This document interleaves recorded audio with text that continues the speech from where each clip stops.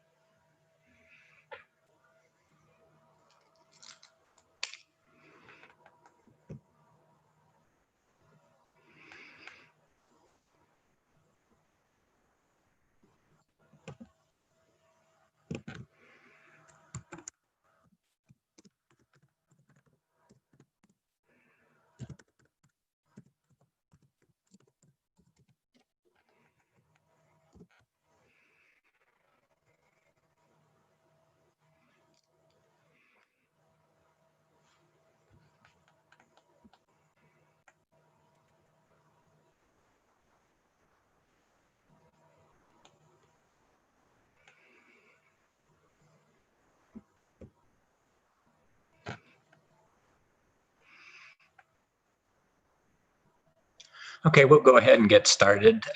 Once again, thanks for attending today. Hope you're all staying safe during this time of COVID.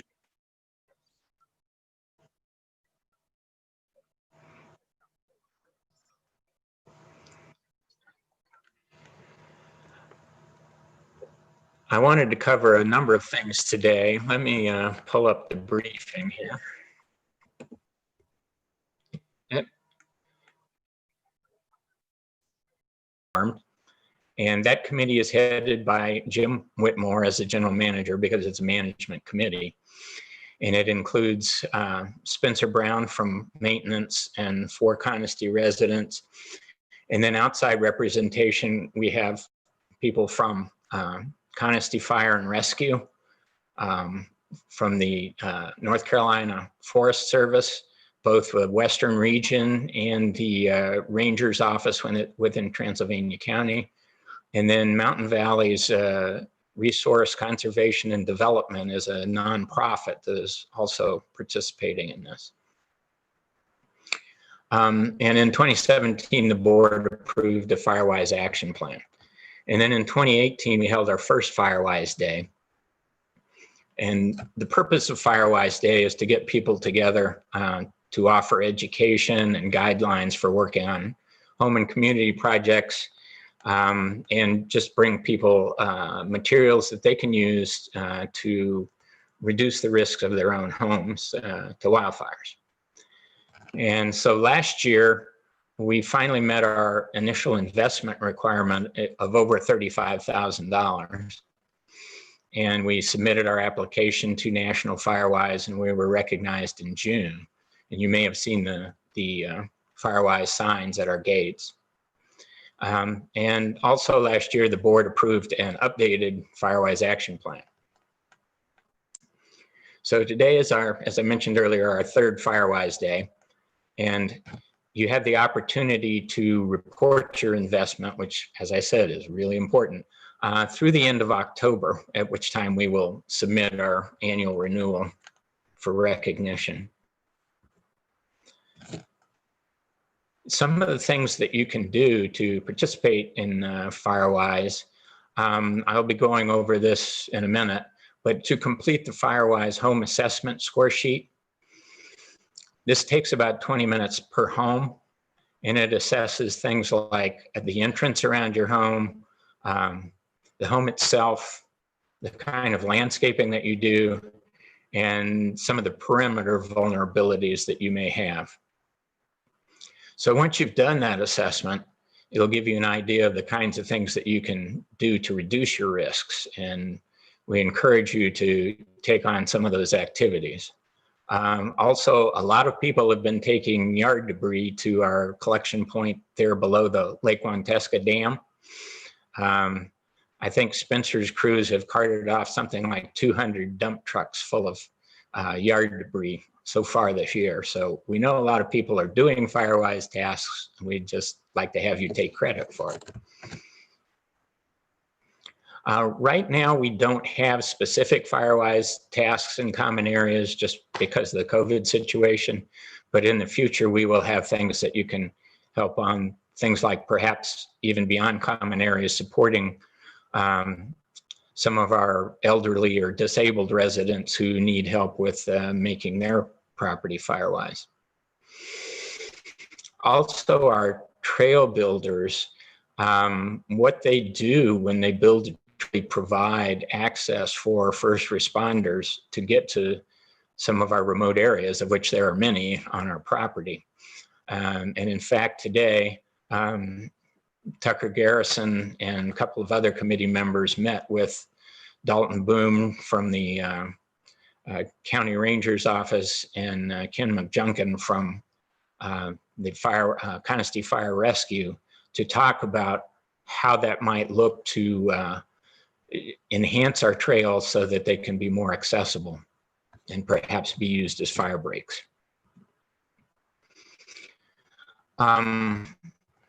I want to talk a little bit about our website, the Conestee Falls website. We have a Firewise committee tab, and let me see if I can pull that up. Stop sharing.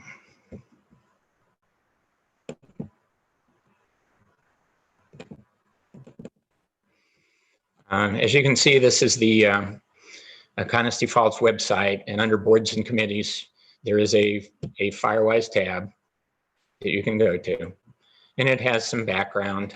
And then it also down below has a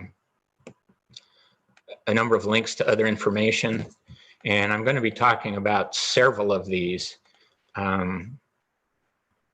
And you see, ultimately, it will have Firewise. Today's presentations will be there too. First one I wanted to mention is the Firewise Home Assessment Score Sheet. This is really the place that you can start, and it's, as I said, it's available on the website. And this is what takes you through. It's kind of like golf. The lower the score, the better you are. And first, it looks at your entrance to your property. Do you have mailboxes or 911 addresses clearly marked? And your driveway, is it accessible to emergency vehicles? And then it goes on to the home.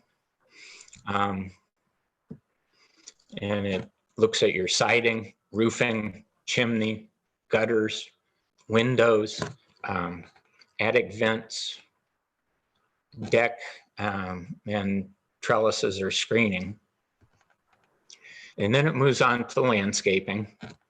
And it looks at what type of plants you have, and Justin is going to be getting into this in detail shortly, and what kind of shrubs you have, and are they flammable, what other flammable materials you have. And then overhanging limbs or limbs that are low enough that they can catch fire. And then the perimeter items, how much defensible space or cleared space, not strip cleared, but clear enough to defend the space, do you have around your house? And once again, Justin will talk about that. And then where do you keep your firewood and your propane? Things that can be hazardous. Do you have enough distance from your house there to keep your house from catching fire? And that also applies to any storage sheds or outbuildings that you have. So then your score value, if you look down here, as I said, the fewer points, the better off you are. So you can rate yourself. And as you can see, it takes you through specific items that you can go work on to improve your score and reduce the risk of your house to wildfires. Also at the bottom here, we have points of contact. Dalton Boone is now the Assistant Ranger for Transylvania County for the Forest Service. And Ken McJunkin, who used to be the County Ranger, is now a liaison with Conestee Fire Rescue. So those are 2 points of contact if you have further questions that you can talk to. And also on here is our link to our sheet that I'll talk And also keep in mind any changes you make to address some of the issues that you find with this assessment. You still have to go through A&EC, so make sure you do that. The next thing I wanted to cover is an accompanying sheet that goes with this, how to prepare your home for wildfires. And it really goes hand in hand with what I was just showing you on the score sheet, but it gives you a few more tips on things that you may want to do.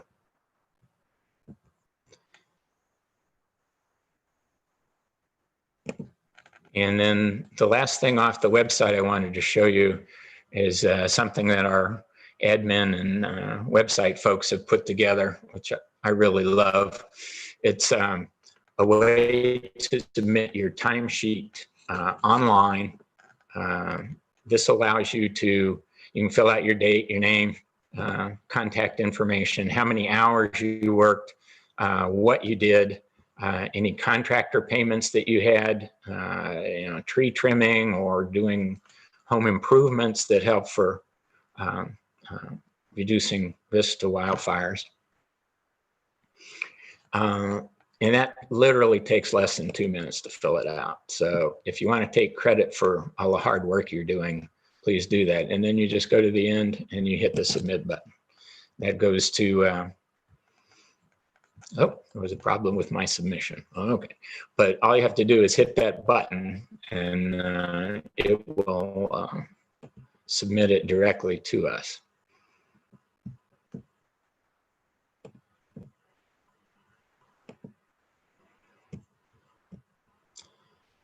So getting back to the presentation.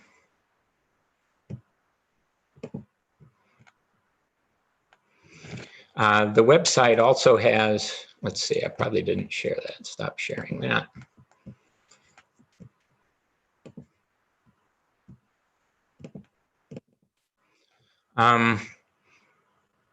The website, in addition, has documents that I talked about before: the assessment, the action plan, the committee charter.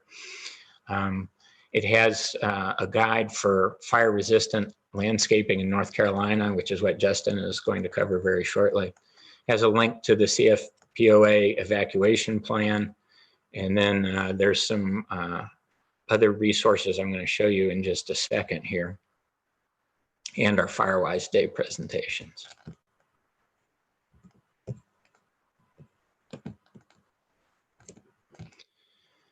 As I had mentioned earlier, investment is really the place where we need your help.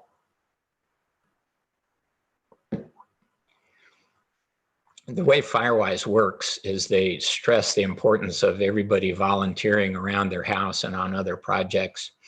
And they use a national volunteer rate that's identified every year, which this year is $25.43 per hour.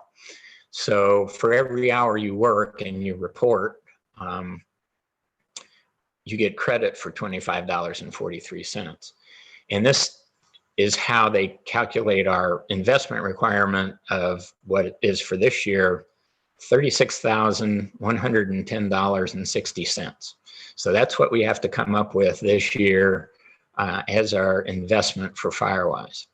And it's not just volunteer hours, it's also any payments that you make for materials or to contractors for any Firewise related tasks that you do. And the CFPOA expenditures to manage our forests on common land also go into that. So once again, please submit your volunteer hours.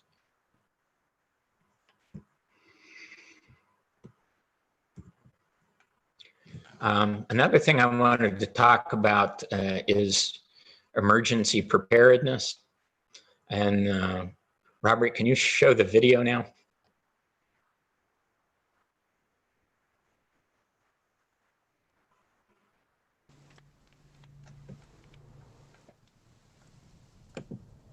The fire moved so fast. And I had one exchange with a good friend of mine, and he's talking about being stuck in traffic and saying, we're going to run for it, I think we're going to die. That tends to stick with you for a while, and it definitely affects you. in the immediate moment, it was just get what we can and let's get out of here. We drove across the street to our neighbor's house, who's an elderly lady, and she chose to stay, and she passed away in the fire. People should prepare. Have a 5-minute plan. Have a 2-minute plan. Have a drawer in the house that's where you keep the most critical thing, that if there's 1 or 2 things that you needed to get out of your house other than your family and your pets, what are 2 things that you absolutely need?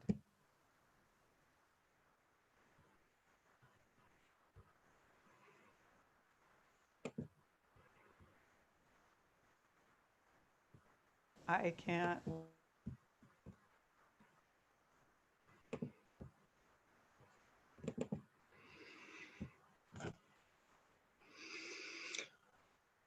So that gave you a sense of how fast the fires can move, how scary it can get when a fire approaches your home.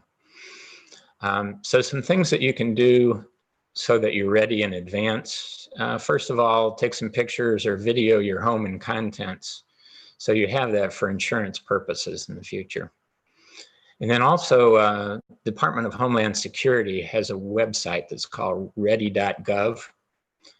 And there are 3 links in particular that address wildfires and making a plan, making sure that you're ready for events that will come up when you're faced with the need to leave and what you should do about it.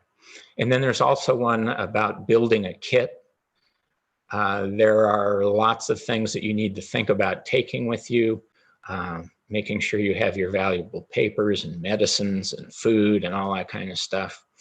And you should take a look at the CFPOA evacuation plan so you know where to go, what to do. And that link is also available on the Firewise website. Make sure you have a plan for your pets, because they're going to need to be taken care of too, with food and water and all those kinds of things. In the case of a wildfire, you cannot expect first responders to come to your house. They've got a lot more to do. There's 1,400 homes within Conestee, and obviously other homes around our area. And if there is a fire, they're not necessarily going to be coming to your house. Also, you can't expect that there will be tap water available to wet down your house or your roof, because everybody else will be doing the same thing. And oh, by the way, those red things that look like fire hydrants in the community, they're not fire hydrants, they're for flushing our water system. So Conestee Fire Rescue has to bring all the water from a lake to your house. And just don't expect that support to be there during a wildfire. And then you've probably evacuated too. So your house is on its own to defend itself. So if you've done the things that you can do to keep the flames and the embers off of your house and out of the inside of your house, it goes a long way to having your house survive. If you look at the Camp Fire that essentially destroyed Paradise, California a couple years ago, there were a number of homes where people had taken Firewise recommendations to heart and had done that to their property, and many of those survived. And those that did not were pretty much burned to the ground. And the same thing goes with Gatlinburg. There were a number of homes that were properly prepared and did survive. So it's important to make a plan and make the preparations around your property.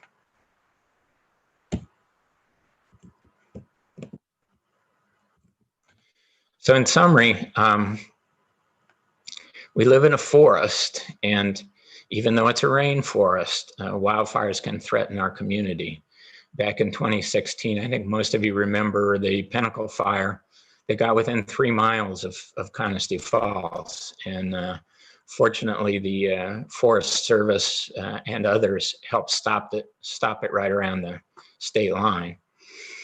Conestee's been recognized by Firewise USA for taking steps to reduce the risk of wildfires.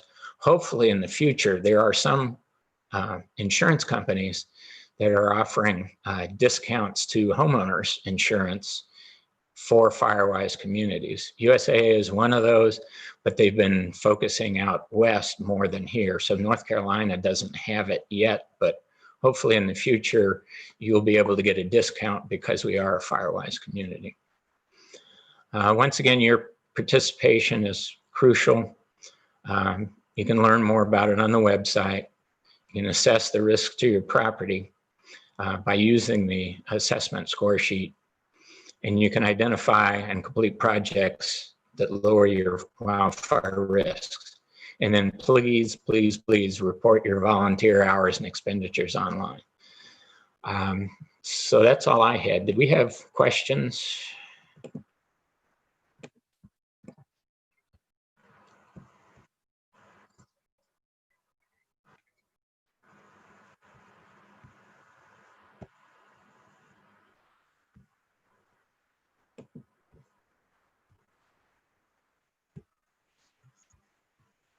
Okay, I'm going to stop sharing and I will turn it over to Justin.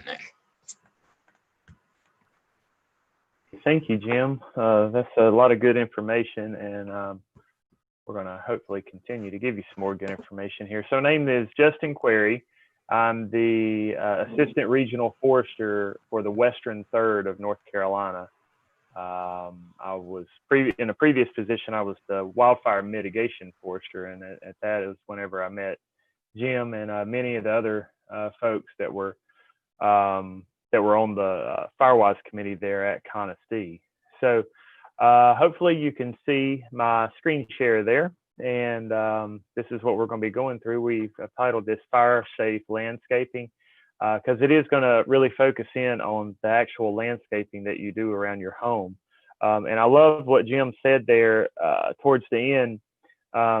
You know, whenever a wildfire does come through, hopefully you're going to be evacuated. You're going to be away from your house, and your house is on its own to survive that wildfire. But the steps that you take, you know, to make in your landscaping, in your home improvements around your house, those steps that you take will make your home to where it can actually defend itself against a wildfire. So without further delay, let's jump right into it.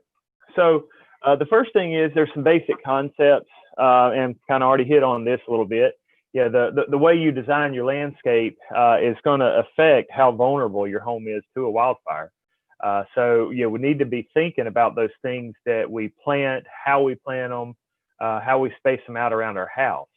So, and something else I wanted to throw out, there's not a fireproof landscape unless you just pave everything around your home and you build it completely out of stone or brick or something that is non-flammable. There's not a fireproof landscape. So, yeah, you're never going to fully achieve that. You know, if there's vegetation, it can and will burn under the right conditions. But there are steps that we can take to reduce that wildfire risk, such as the type of plants that we plant out there, how we space them out and how we structure them, how we maintain them. You know, you can't just plant something and then walk away from it for 15 years and never do anything to it. Most plants require yearly maintenance. I want to go over mulching choices. This is a big one. And then we'll talk about a few other features there towards the end too. So real quick, I don't want to harp on this a whole lot, but the home ignition zones.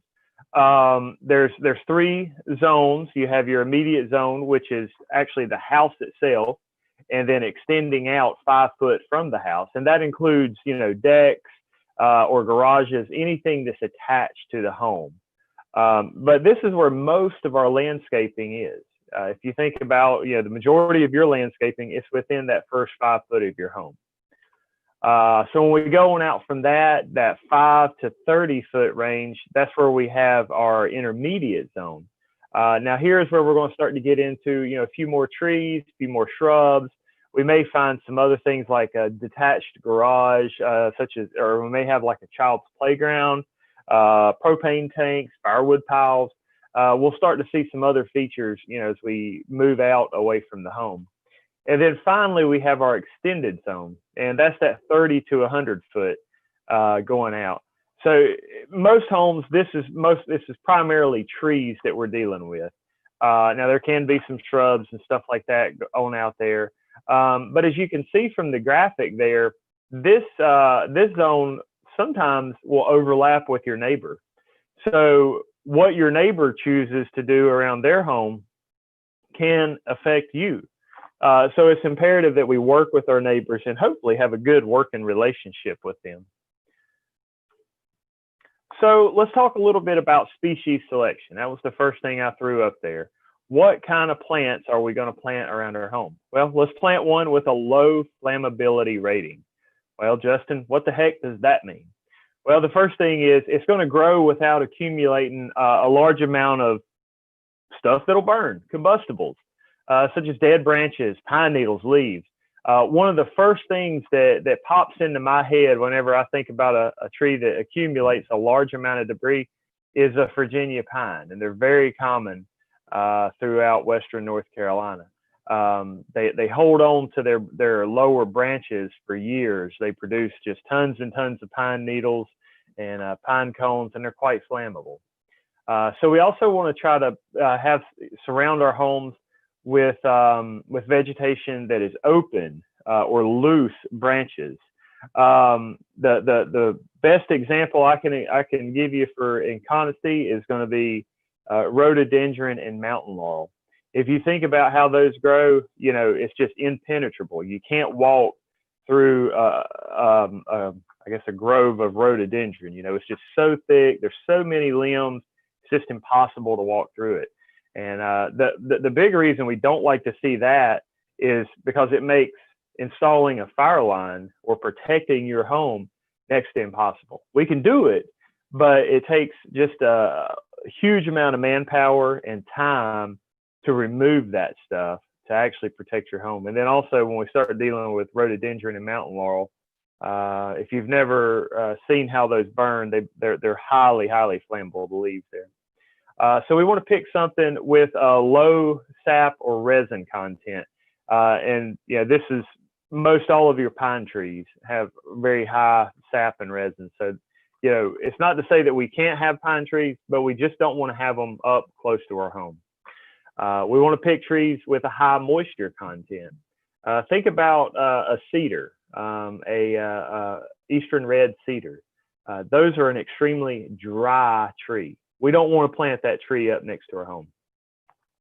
And then we also want to get something that grows slowly and maybe even needs very little maintenance, especially if you're like me and I don't spend a whole lot of time maintaining my yard. I'm going to try to plant trees that are low maintenance.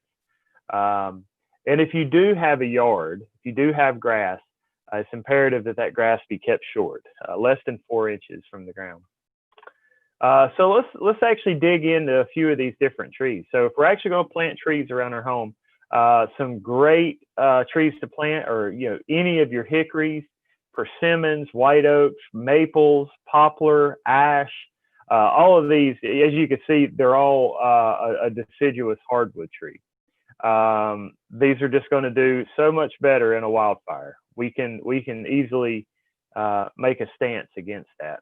But on the flip side of that, some highly flammable trees that we would not recommend are going to be a white pine, red cedar, American holly. Now that may kind of take you by surprise, but I want you to think about the leaves of American holly.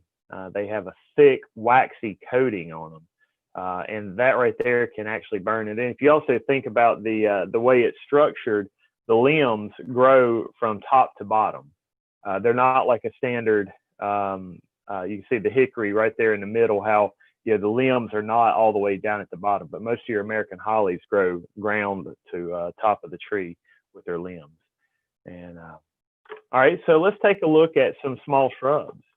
These are some great ones here. Alder, devil's walking stick. I don't know if anybody can identify which one's the devil's walking stick there. That's the one that looks like, well, the devil would use it as a walking stick. I think that's how they got the name.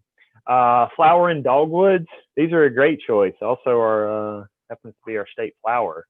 So I would recommend that one. Witch hazel. You see the red mulberries. I love picking trees that have a dual purpose. a lot of these actually have a great wildlife value too. So that's kind of what I want to try to showcase. And that was the same with the trees that I showed on the previous slide there. So what should we avoid when it comes to shrubs? Well, rhododendron. And I know that a lot of Conistea has a lot of rhododendron and mountain laurel. Now, it's not to say that I wanted to see every bit of it eradicated. Absolutely not. But it needs to be managed around your home. Keep it in small clusters. Thin it out. You don't want to have rhododendron, just a wall of it, growing all the way up to your home. That's not a good idea. I already mentioned American holly there, and I threw in dog hobble and wax myrtle. The wax myrtle is a little bit more of the eastern species, but I had that one still stuck in here from a previous presentation that I'd done. So some different flowers here. I love hostas and hydrangeas. If you think about how these grow, when you go up and you grab the leaves of them, you can almost wring the moisture out of them. These are great flowers or plants to plant up next to your house. Same goes with Jack in the Pulpit, mistflower, jewelweed, fire pink. All of these are natural. They're native to North Carolina, which I always recommend. Try to get something that is native here instead of bringing in something that could be an invasive down the road. So without you having to sit there and write all of those down, I have a couple of resources that you can use. The one is the Fire Safe Landscaping in North Carolina publication. We just finished this a couple months ago, and we have it sent over to our print shop right now to have a bunch printed up. However, you can still access it, a PDF of it at that website down below there. And that right there is a great resource. It goes over a lot of the home ignition zones, just some different Firewise principles. But then at the back of it, it just has a whole chart of the highly flammable trees, shrubs, whatnot, all the way down to the low flammable. So, it's a great resource for whenever you're trying to plan out what you're going to plant around your home. And then also the Fire Performance Plant Selector there. That is a great tool. I found it does have some limitations to it, but you can use that, and basically you just walk through. You talk about, what zone you're wanting to plant in, what you're looking for, a tree or a shrub or a flower, and then you just walk through it, and then it'll actually give you a list of acceptable plants and shrubs there. So those are really two great resources to use. So we mentioned that was actually the species. So now I want to talk a little bit about the structure of them. We need to space them out. As you can see here in this graphic, as we get closer and closer to the house, we want to have more spread between our trees and our shrubs. But as we move on out into that extended zone, that 30 to 100 foot, they can start to tighten up just a little bit there. And so here's another graphic that'll kind of illustrate that. As you can see, this home here has a lot of vegetation on the down slope of it. And without that vegetation being managed, a fire could just go from shrub to shrub or tree to tree all the way up to that home. So we need to put in some breaks in there to break up the fuel continuity. If it's continuous fuels leading all the way up to the home, then it's just taking the fire straight to it. So we want to leave those broke up somewhat. So the actual plant health and maintenance, I want to talk about that for just a little bit. A lot of our trees, like I said before, you can't just plant a tree and just let it go for 15 years and expect it to be beautiful and healthy. We need to maintain those. If there's dead limbs along the bottom of it, we need to trim them up. Plant litter.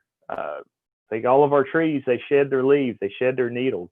We need to get those cleaned up, especially up next to our house or on our house. It seems like leaves and pine needles are just attracted to gutters and roofs. So we need to make sure those are kept clean seasonally. After a leaf fall, get out there and clean them off. Clean them out of the gutters. You don't want that dry, dead vegetation in your gutters of your house. Keeping our grass trimmed to a low height. And if you have power lines or power boxes up next to your house, we want to keep the vegetation cleared around that. Chimneys, especially if you have a wood burning chimney, do not have any overhanging limbs hanging over that chimney. So this right here is going to kind of talk a little bit in the next slide about pruning off our lower limbs, and you can see how this what we're trying to portray here. We want to try to keep the ground on the fire, or I'm sorry, the fire on the ground. We don't want to have what we call ladder fuels that will take the fire from the ground up to the canopy. Fighting a ground fire, where it's just burning the surface of the fire, the needles and leaves and whatnot, we can do that. We can handle that quite easily. But when we start getting fire up into the crowns of the trees, it makes it very difficult to fight that fire. So we want to remove those lower branches, remove those shrubs that are around our trees, and try to prevent that ladder fuel effect that we're trying to portray here. So we need to prune our trees. And you can see a proper pruning technique here. I always like to throw this out there. A lot of folks just want to go up to the tree and just chop the limb off. That's not really the correct way to do it. It's actually going to take several cuts. And we always recommend you do an undercut first, just a small undercut, and then go out the limb just a little bit, and then make that cut all the way through. If you don't, what can happen is once it gets down to the bottom part of the cut, the weight of the limb can pull it on down and strip the bark, and that can allow disease to get into the tree. And then we also want to have it where, look for the branch collar. Usually there's a little bit of a swollen zone there. That's where we want to cut it off at. We don't want to make a flush cut right along the trunk of the tree. Again, that's just inviting disease to get into our trees. And no tree topping. The bottom right down there, that is a super big pet peeve of mine. I hate to see trees get topped. All that does is it makes for weak joints in your trees. Everybody thinks that, hey, I'm going to go out here and top it. That way the limbs won't fall on my house. Well, that's just going to make it that much more susceptible whenever those limbs grow back, because right there where you topped it, where you cut that limb, it's going to have a weak joint there. So leaf management. If you don't hear anything else I say today, this right here is number one. Obviously, our trees around your homes, they constantly shed leaves and pine needles. They need to be gotten up. If your deck, if you go out and look at your deck in November and it's covered with leaves, you've got a problem there, because we're in the middle of our fall fire season, and all it's going to take is one healthy ember to land on your deck, ignite those leaves, burn down to your deck, and then ignite your deck and your home. So leaf maintenance is a huge deal. All right, so I want to talk a little bit about mulch. I think most folks will use a shredded mulch, much like what is pictured here around your home. This kind of mulch right here kind of scares me. And you can see in this picture, an ember landed on it, and you can see it's just smoldering right there. Now, the reason why that right there kind of scares me is this. So let's just say we have a fire that gets close to your home. Fire department comes out, 4 or 5 o'clock in the evening, they squirt it all out, everything looks good. But what they miss is possibly an ember that is smoldering down in that mulch, not really producing much smoke. So everybody goes to bed that night. Everybody thinks everything's hunky-dory. Fire department goes home. And then about 3 or 4 o'clock in the morning, that mulch actually, the flames come up and out of it. And now we've got a whole new problem, but you are sleeping soundly in your bed. So that's why I do not like organic mulches, especially shredded mulch such as this. And if you go down to, I know this is much more prevalent in eastern North Carolina, but using pine straw as a mulch. I always hate to see that, because pine straw is just super flammable. Now you can see this home here. If you'll notice, it's a brick home. So, obviously a brick home is going to be a little bit less susceptible to fire. But if you'll notice, the soffit up there at the top was a vinyl soffit, and you can see that they're just dripping off. They had melted. They actually had a wildfire. They had around the home landscape with pine needles, and had a fire that burned right up to the home. Luckily, it didn't burn it down.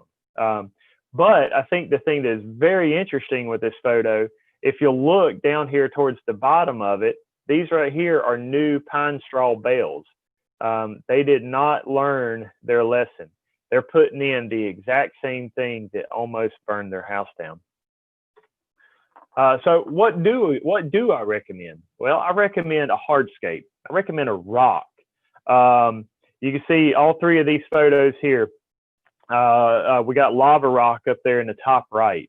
You know, if you want to have something that's going to have that darker color to it, a lot of river rock, you know, will have a white color. And then there's also pea gravel, which you can get that in, you know, assorted colors. I've heard there's even glow in the dark rocks. I think that might be, you know, a little bit much coming home in the dark and your flower beds are glowing. But hey, to each their own. But if we have this stuff up next to our home, it's not going to burn.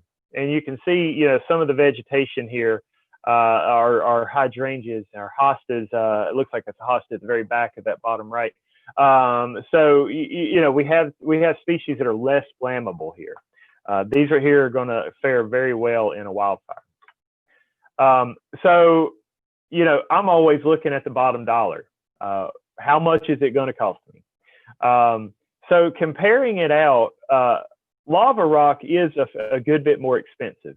But if you go with river rock or pea gravel, it's very comparable to a shredded bark mulch. You can see how everything plays out here. You know, roughly anywhere from, yeah, most of them cost, you know, $30 to $40 or slightly over. The lava rock will actually run you a little over $100 per cubic yard of that. I'm not sure why it was so much more expensive, but it was. So we can't use that excuse that it is going to, you know, it's going to cost me a lot more money. Bottom dollar, it makes sense to put in a river rock or a pea gravel. So some of the other considerations to make, pros to a stone landscaping, it should require less maintenance to it. You know, with a shredded bark mulch, you're going to have to go out there and refresh it every year. You know, it's going to keep rotting away, and it's going to, you're going to have to go out there and put more. But this is a rock. Rocks don't rot. So once you put it out, it should be good. However, some of the expense that I didn't cover, you know, the actual cost of it is less or comparable, but the installation of it, especially if you're hiring somebody, can be a little bit more than a shredded bark mulch. Obviously, you're dealing with more weight. And if you don't put down a mat or a fabric mat up under it, you know, it can actually sink down into the soil. You know, there's a ton of different varieties. We talked about that. We talked about the longevity of it. You know, it's very durable. You know, you're not gonna do much damage to a stone, and it doesn't attract termites. I think that should be a definite plus. However, there are some other things, you know, safety. When you're mowing around your home, if you got a rogue stone that's laying out there in the yard, you know, yeah, it can obviously go and ding the side of your car, or you know, even worse, a pedestrian walking by. Heat, you know, especially when we're talking about the lava rock, it's dark in color. You know, through the day, the sun beating down on it, it can absorb a lot of heat and then raise the temperatures of the evening. And then it's not necessarily, you know, it doesn't really put any nutrients back in the soil. So, you know, I do want to kind of give you the pros and cons of it, and that's it right there. You know, they definitely have a lot of good pros, but they do have a few cons too. So here's a couple of examples of what I've seen some different folks do. I love the one on the far right. That is not too far from y'all, over in just outside of Asheville. I took that picture. I love what this guy does. You know, he's got the stone steps going up. He's got the gravel going out. He's got his deck screened underneath. Yeah, he's taken a lot of great measures to protect his home. And then you can see on the one on the bottom right there, it's just a small strip going around his house. I love that right there. You know, if a fire does come up and start approaching to the house, once it makes it to that rock walkway, there's nothing there to burn. And then if we look at the top left, you can see now they do have organic mulch to the right there, but they have a stone pathway. So hopefully if a fire's coming up, it will stop at that stone pathway. And this is that same home that was in the top left there, kind of looking out.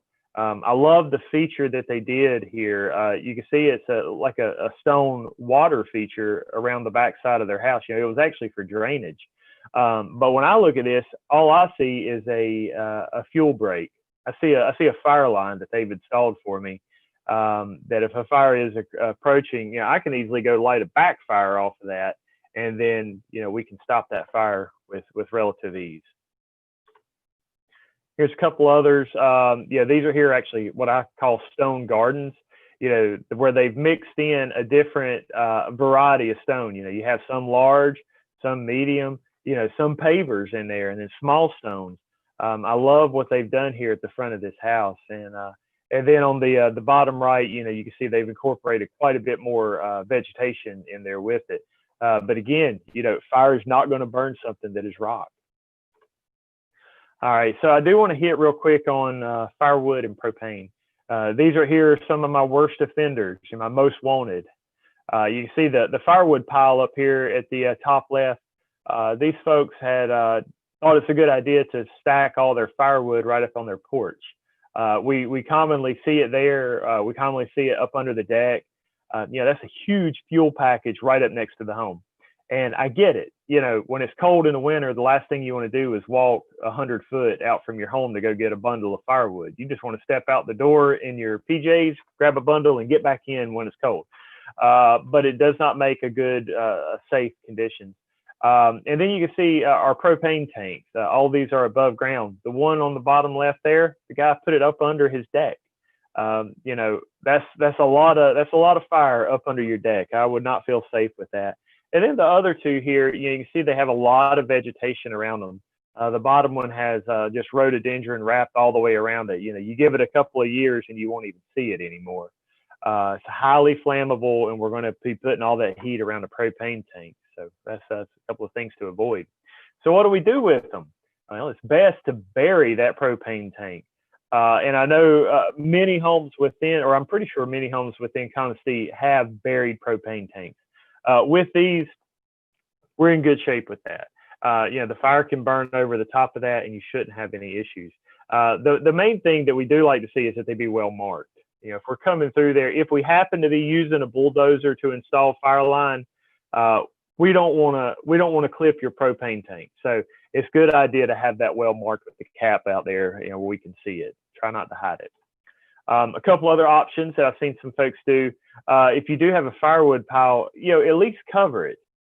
Put something. They have these non-flammable covers that you can put over them, and that's going to keep any embers from intruding there. I still don't recommend that you put it on your deck or under your deck. I recommend that you at least move it a good 30 to 50 foot away from the home. And I found this picture. This is obviously, it's not from around here, that bottom right. We're looking at the propane tanks, and what they did is they actually covered it with kind of a fake rock. It looks like it's probably out in maybe California or New Mexico or something like that. So, you know, it's just anything to cover that and to keep debris, keep leaves away from anything that is flammable. And so with that, I am at the end of my presentation. There is my contact information, along with Dalton. He is our assistant county ranger there. You got his all his contact information, and then we also have Jen Hatt. They are with Mountain Valley's RC&D group.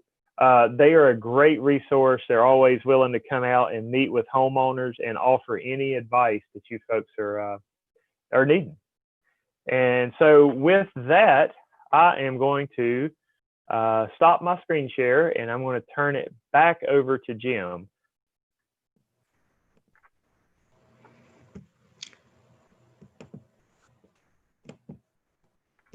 All right, it's all yours, Jim. Okay. Can you hear me? Yes, I can hear you. Okay. I can't start my video, but thank you very much for that presentation, Justin. Very useful information. I see we have a couple of questions. One is from Jack Vesey asking whether Conisty maintenance crews will pick up our debris once it's cut. And unfortunately, the answer to that is no. I think Spencer has looked at that before, particularly with picking up leaves and things, and it's hard to do with 1,400 homes. So right now, people are taking their own out or finding a friend who has a pickup truck. Spencer said he's seen people show up down there below the dam at the drop-off point with their BMWs full. So, and then Doug Kish had a question about, because of wildfire could start outside Conisty, is there any discussion about creating a continuous fire break where we don't have trails? That hasn't been a topic of conversation, but it's certainly something the committee could look at, particularly on our southern side. There's not a lot of definition. There's no real trails there at that boundary. So I think that's something that we probably need to take a look at. Did you have any other questions, Robert? Yeah, it looks like this is Justin. It looks like there's one other from Jack Vesey there. What if you put firewood in a garage? So that's a great question, because I have run across that from time to time. It's kind of a double-edged sword. You know, you are putting a large fuel package inside of your home when you do that. However, your home itself is already a large fuel package. But you know, the real risk that we run into is you know, can an ember get in there and make its way to your firewood pile? Hopefully, you know, the garage we're talking about actually has a garage door and it's sealed off, and you know, you could keep that sealed off in the event of a wildfire. You know, if it's an open garage or kind of like an open carport, I would not recommend it, because obviously an ember could blow in there. But I don't think that it's, you know, I won't sit here and say, hey, yeah, that's an optimal place to put your firewood. But I would say it's better than putting it on your front porch or under your deck. So we'll go with that answer. All right, back to you, Jim. Okay. Wanted to thank everybody for attending. I don't see any other questions. Both of these presentations will be on the Conisty Falls Firewise website. And if you're looking for something to do during COVID, I would say start with that Firewise home assessment score sheet. You can do your home in about 20 minutes. That will give you some idea of what else you can do around the house. And please make sure you report your hours. As a matter of fact, if you attended today, you'll get to have an hour added to your time. I'll put that in. So thank you very much for giving us each an hour. If there are no other questions, we'll go ahead and adjourn. And once again, thank you so much for attending. Take care.